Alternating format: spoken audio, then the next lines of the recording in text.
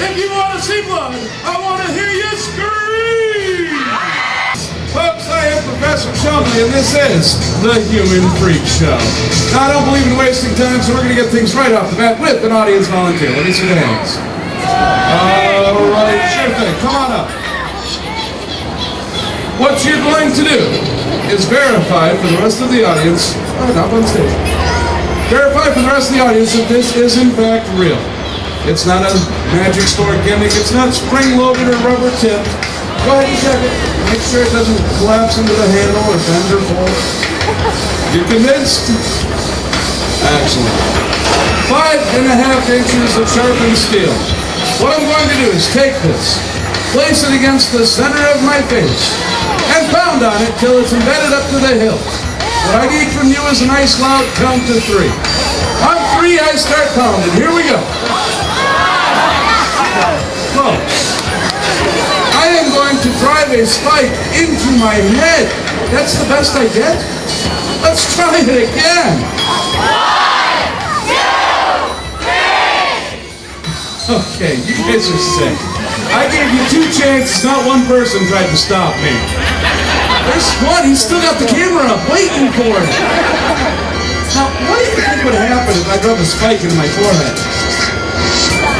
Have you ever heard the word lobotomy? Well, that's where I drop dead on the stage and you do the rest of the show. You don't want that, do you? I didn't think so. Lucky for her, the center of my face is not up here. That's the forehead. The center is... Oh, but the forehead was okay? Let's try it again. 1, 2, 3.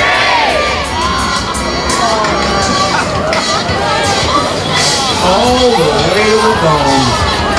Another 1/4 inch, I'd penetrate the soft palate. I did the hard part, what are you worried about? I'd go through the soft palate at the back of the throat into the brainstem, paralyze and or kill myself. But it's worth it. This is the greatest impression of Pinocchio you're ever going to see. I am a real boy. Now, the reason I've still got you up here is just to prove to them once and for all that there are no gimmicks in this show. I want you to pull it out for me. 2 fingers, real smooth, straight out of my face. It's easy.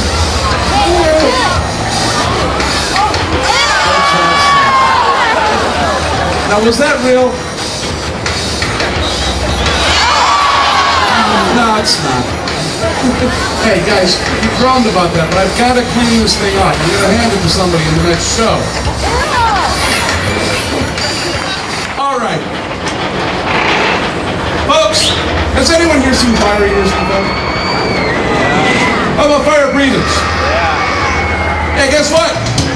They lied to you. There's no such thing. You do not breathe fire. If you breathe fire, you're taking burning fumes into your lungs, you singe the inside, you suffocate and die. If you eat fire, well, you get really bad heartburn. What they should be called are fire manipulators, because that's what they do.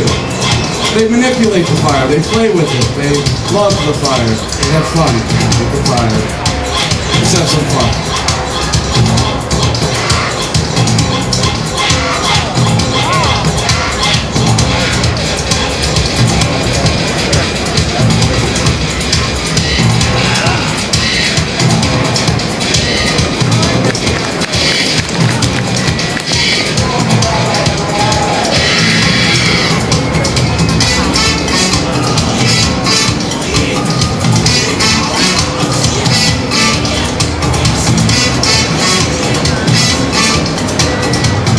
Folks,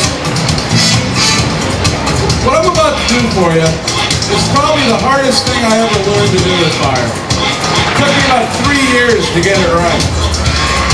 If it works, I want to hear a thunderous round of applause. If it doesn't work, I still want the applause. You'll know the difference.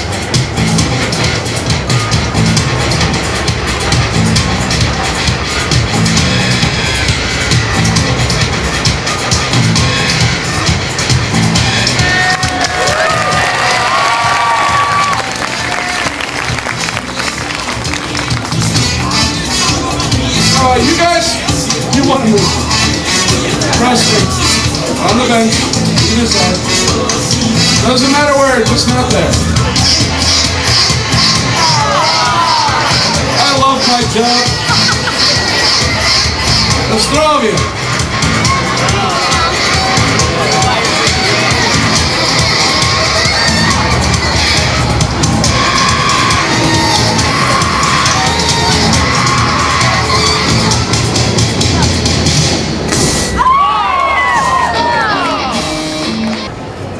Oh man. I need another volunteer. Let's see, somebody I can trust.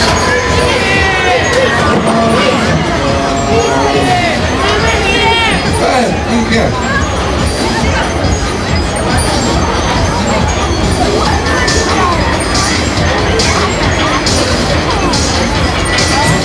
All right. What's next, sir? Rodney. Rodney, I want you to look at the bucket. Tell me what you see.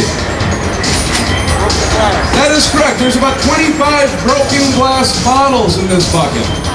Now, Rodney, the last show I pulled somebody up here to do this. They made a mess of my stage. Are you going to make a mess of my stage? All right. What I'd like you to do is take that bucket, pour it into one big pile right in the middle of the club, not on the front row. There you go. Now, what do you think I'm going to do with it?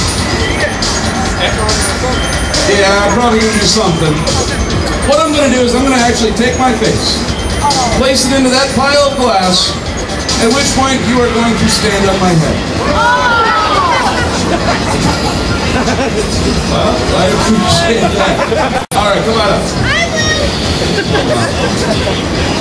All right, folks. Oh, here we go. I'm not going to actually jump on my head or anything, right?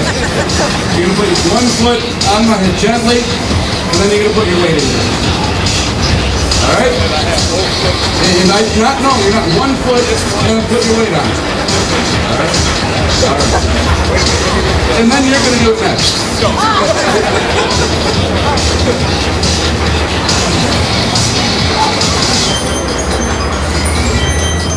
I should have listened to my mother.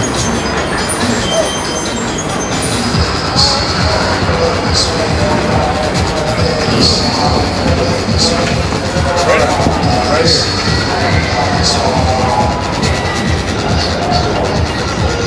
Go ahead, put your weight on it. Go ahead. There you go. All right, you can get off my face now. I like that little grinding action you had. I remember rehearsing that. Thanks a lot.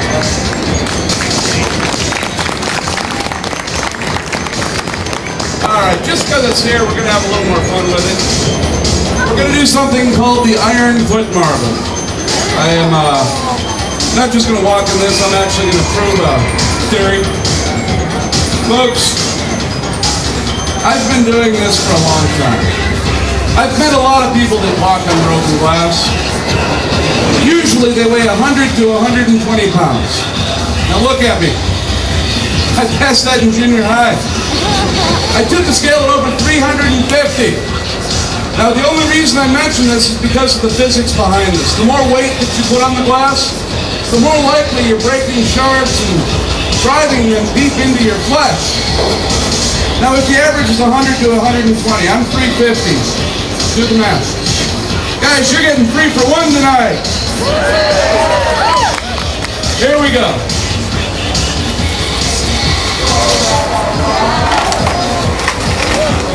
Now, just to test the theory, let's see if the fat man can fly. Guys, I need you to count to 3 on 3. I go airborne. 1, 2, 3. Oh! Completely unharmed.